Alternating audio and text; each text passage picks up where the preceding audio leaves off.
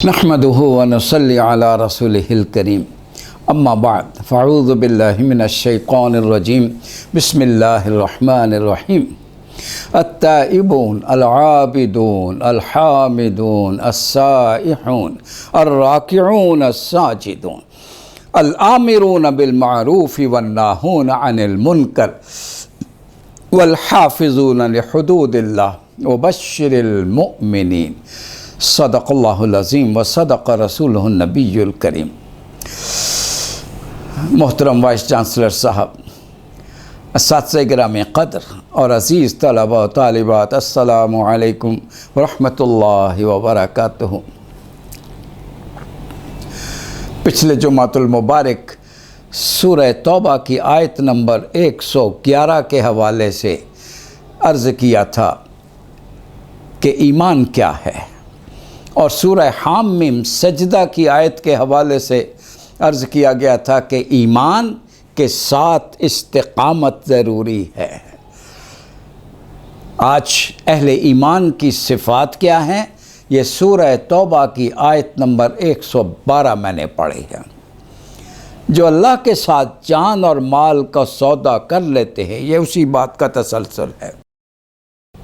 پچھلے جمعۃ المبارک کیا بتایا گیا تھا کہ اس کے ساتھ استقامت ہو، زندگی کے آخری سانس تک ڈٹے رہے، لڑتے رہیں نفس کی خواہشات کے ساتھ۔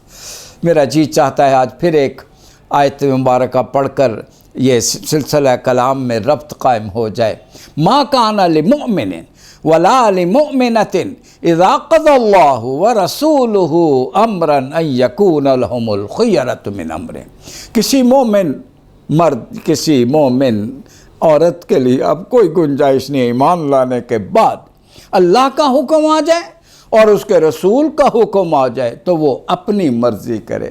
اب جان میری، مرضی اس کی، مال میرا، مرضی اس کی، آنکھیں میری، مرضی اس کی، زبان میری، مرضی اس کی، کان میرے، مرضی اس کی، ہاتھ پاؤں میرے، مرضی اس کی، میری زندگی کا ایک ایک عمل اب مرضی اس کی ہے۔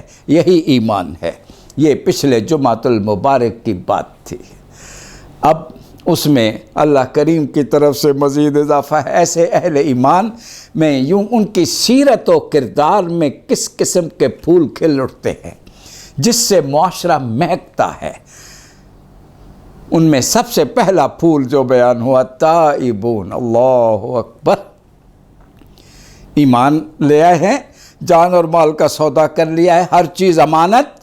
انسان ہے نا، کبھی بھول سکتا ہے، خطا کا پتلا ہے، بھول ہو جائے تو پھر آنکھوں میں آنسو ہوتے ہیں، تڑپتا ہوا اس کی طرف لوٹ آتا ہے۔ یہ بھی ایمان کی علامت ہے۔ اور سب سے پہلے انسان اللہ نے جن کو پیدا کی، حضرت آدم علیہ السلام، وہ واقعہ کیوں سنایا کہ خطا ہو گئی اور اللہ کے سامنے جھک گئے۔ اللہ اکبر، آنکھوں میں آنسو ہیں۔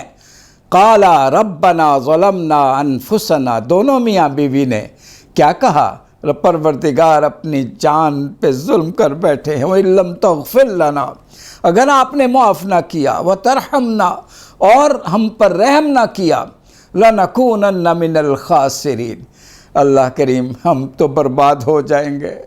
اللہ کریم کو پیار آیا، صرف معاف نہیں کیا، درجات پہلے سے بھی بلند ہو گئے۔ دیکھا کیا مقام ہے۔ ایک اور مقام پر یوں فرمایا کہ جو توبہ کر لیتے ہیں، اِلَّا مَن تَابَ وَآمَنَ وَعَمِلَ عَمَلًا صَالِحًا، بدل گئے، سب کچھ چھوڑ دیا، اب اللہ کے ہو گئے، تو پھر ہم بھی تو ان کے اوپر اللہ، پھر ہم کیسے پیار کرتے ہیں، فَأُولَٰئِكَ يُبَدِّلُ اللَّهُ سَيِّئَاتِهِمْ حَسَنَاتٍ، پھر ہمارا دل نہیں چاہتا ان کے دامن پہ گناہ کا کوئی دھبا رہ جائے، سارے گناہ مٹا ڈال دے۔ اللہ کان اللہ غفور الرحیم، وہ بڑا اچھا، صرف گناہوں کو مٹاتے نہیں، گناہوں کو نیکیوں سے ہم بدل دیا کرتے ہیں۔ کیسا رب کریم ہے، کان اللہ غفور الرحیم۔ میرے پیارے بچوں، میرا جی چاہتا ہے، اور یہ تقاضۂ وقت بھی ہے تاکہ میں آپ کو ذکر کروں۔ حضرت آدم کا ذکر آیا ہے تو آپ کے ذہن میں سوال ہو سکتا ہے وہ خطا کیا ہوئی تھی جس پر آپ نے یہ دعا مانگی تھی؟ تو آپ کو پتہ ہے اللہ نے فرمایا تھا جنت میں جہاں چاہو رہو، فَكُلَا مِنْهَا حَيْثُ شِئْتُمَا رَغَدًا وَلَا تَقْرَبَا هَٰذِهِ الشَّجَرَةَ، اس درخت کے قریب نہ جانا، اگر اس کا پھل کھا لیا فَتَكُونَ مِنَ الْخَاسِرِينَ، پھر تم نقصان اور گھاٹے میں رہو گے۔ پھر کیا ہوا تھا؟ شیطان نے بھی تو قسم کھائی تھی کہ اللہ اب مجھے آپ مہلت دیں، دیکھو تو صحیح، دائیں سے بائیں سے آگے سے پیچھے سے ہر طرف سے حملہ آور ہوں گا۔ آ گیا شیطان، کیا بات ہے، آپ جنت میں سارے مزے لے رہے ہو، اس درخت کے پاس کیوں نہیں جاتے؟ کہا رب کا حکم ہے، کیوں نہیں جاتے؟ ہم نے کیوں پوچھا ہی نہیں، بس اس کا حکم ہے، دیٹس آل۔ کہا میں بتاتا ہوں، اس درخت کے پھل میں خاصیت ہے۔ اچھا، پہلے یہ کہا کہ آدم دیکھو اللہ سے محبت کرتے ہو، کہا کرتے ہیں اللہ سے محبت کرتے ہو تو یہاں ہمیشہ رہنا چاہتے ہو، ظاہر ہے رہنا چاہتے ہیں۔ کہا پھر میں بتاؤں کیا مسئلہ ہے؟ مسئلہ یہ ہے وَمَا نَهَاكُمَا رَبُّكُمَا عَن تِلْكُمَا الشَّجَرَةِ إِلَّا أَن تَكُونَا مَلَكَيْنِ أَوْ أَن تَكُونَا مِنَ الْخَالِدِينَ۔ اللہ کریم نے اس لیے منع کیا ہے کہ کہیں ہمیشہ ہمیشہ نہ رہ جاؤ یہیں پر۔ بولو، اب دونوں میاں بیوی سوچ میں پڑ گئے۔ پھر جب دیکھا کہ ابھی بھی یہ ڈگمگائے نہیں، پھر کہنے لگا وَقَاسَمَهُمَا، قسمیں کھا کے، یہ جھوٹے انسان کی نشانی، انی لکما لمن الناصحین، میری بات مانتے ہو تو مان لو ورنہ تمہاری مرضی۔ بس پھر دونوں پھسل گئے، ہائے ہائے، فَدَلَّهُمَا بِغُرُورٍ فَلَمَّا ذَاقَ الشَّجَرَةَ، ارے چوں ہی اس پھل کو کھایا نہیں، چکھا، بَدَتْ لَهُمَا سَوْآتُهُمَا، وہ جو شرم و حیا کے مجسمے تھے برہنہ ہو گئے، اور شرم سے ان کی حالت کیا ہوگی؟ وَاتَّفِقَا يَخْصِفَانِ عَلَيْهِمَا مِنْ وَرَقِ الْجَنَّةِ، شرمندہ ہو گئے، جلدی جلدی جنت کے پتوں سے جسم کو ڈھانپنے لگ گئے اور رب سے معافی مانگنے لگے۔ بچوں سنو، میرے پیارے بچوں سنو، میرے پیارے نوجوان بچوں اور بچیوں سنو، شیطان کا پہلا حملہ انسان سے اس کا لباس چھیننا ہے، دیکھنا اس کے چکر میں نہ آ جانا۔ آج بھی شیطان کا یہی سب سے بڑا حملہ ہے، يَنزِعُ عَنْهُمَا لِبَاسَهُمَا، وہ تمہارا لباس چھیننا چاہتا ہے۔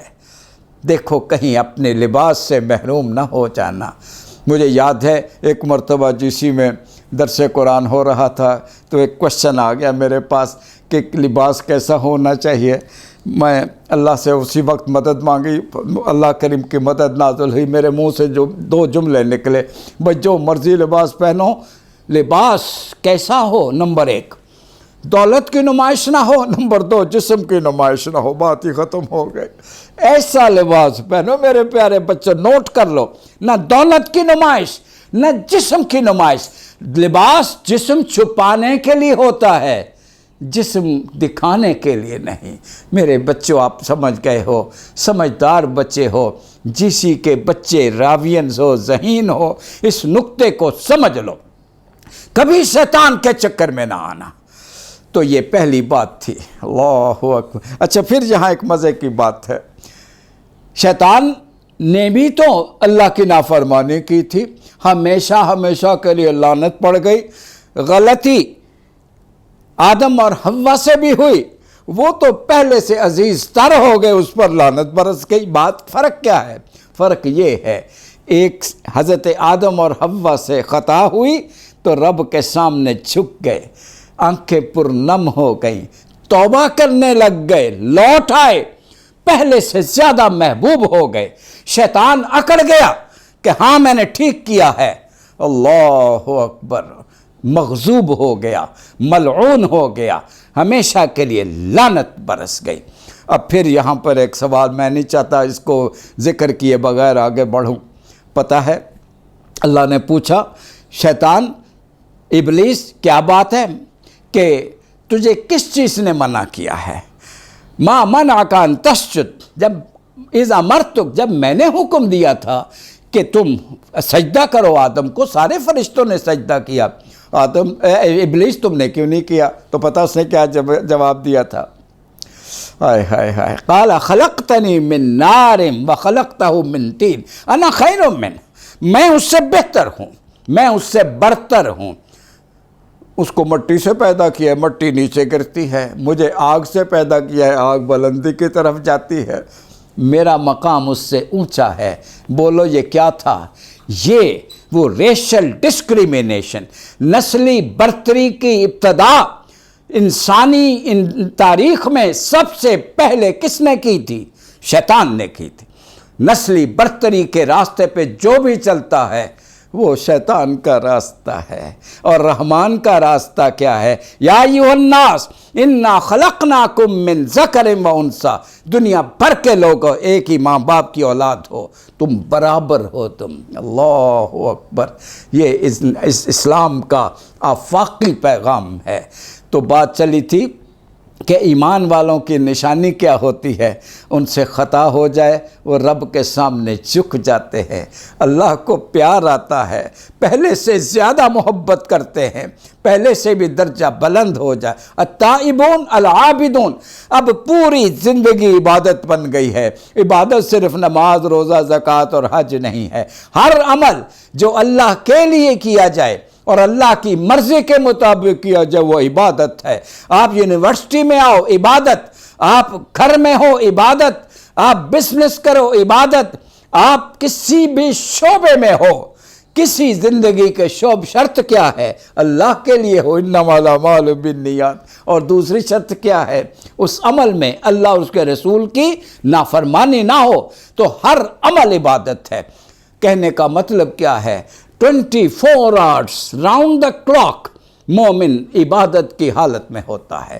میں بچوں کو بات کہا کرتا ہوں، آج آپ سے بھی کر رہا ہوں، یا انسان عبادت کر رہا ہوتا ہے یا وہ بغاوت کر رہا ہو، درمیان میں کوئی نیوٹرل پوائنٹ نہیں ہے۔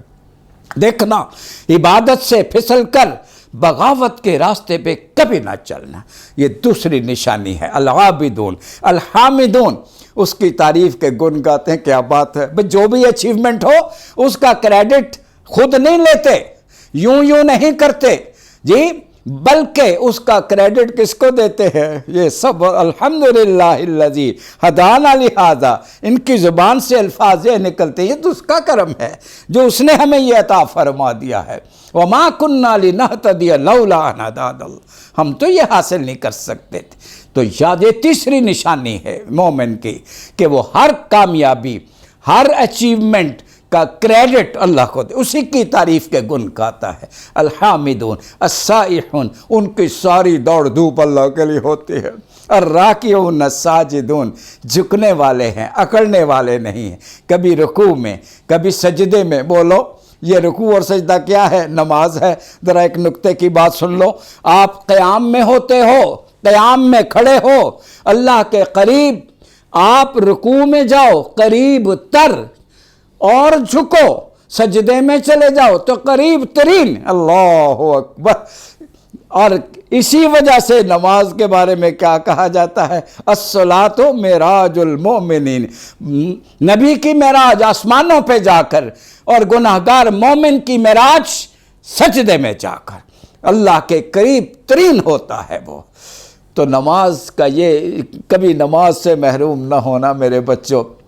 کسی افسر کے پاس آپ کو ٹائم مل جائے، وہ آپ کو ٹائم دے دے تو خوش نصیبی ہوتی ہے، اور رب سے ملاقات، اور اس کے لیے کوئی پابندی ہی نہیں ہے۔ ارے بڑھ بڑھ کے شوق اور ذوق سے اللہ کی بارگاہ میں جایا کرو۔ السائحون الراکعون الساجد الآمرون بالمعروف والناہون عن المنکر۔ مومن کی شان کیا ہے؟ پاکیزگی آ گئی ہے جی، جو خوشبو اپنے اندر ہے وہ چاہتا ہے میرے گھر میں ہو، میری بستی میں ہو، میرے دوستوں میں ہو، میرے کلاس فیلوز میں ہو، میرے وطن میں ہو۔ جو روشنی اپنے پاس ہے وہ چاہتا ہے وہ چاروں طرف پھیلے، جو خوشبو اس کے پاس ہے وہ ماحول کو مہکانا چاہتا ہے، جو حرارت اس کے پاس ہے وہ ماحول کو گرمانا چاہتا ہے۔ یہ ہے مومن کی شان، اس کی نیکی، اس کی اچھائی اپنی ذات تک محدود کبھی نہیں ہوا کرتی۔ کبھی آپ نے دیکھا کہ سورج کی روشنی اپنے تک محدود ہو؟ نہیں بھائی، دنیا کو منور کیا کرتی ہے۔ یہی ایمان ہے۔ تو مومن اسی کو کہتے ہیں جس کے نور سے، جس کے ایمان کے نور سے چاروں طرف روشنی پھیل رہی ہو۔ الراکعون الساجدون العامرون بالمعروف والناہون عن المنکر والحافظون لحدود اللہ، اللہ کے قوانین کی حفاظت کرنے والے ہوتے ہیں، نہ توڑتے ہیں، اور اگر ٹوٹ رہے ہوں تو روکنے کی کوشش کرتے ہیں۔ وَبَشِّرِ الْمُؤْمِنِينَ، یہ چند صفات، یہ چند پھول جن کی سیرتوں میں کھل گئے ہیں، اے محبوب ان کو ہماری طرف سے خوشخبری سنا دیجئے۔ دنیا اور آخرت کی بھلائیاں ہیں، کامیابیاں ہیں، کیا کیا انعامات ہیں میں نہیں بتا سکتا۔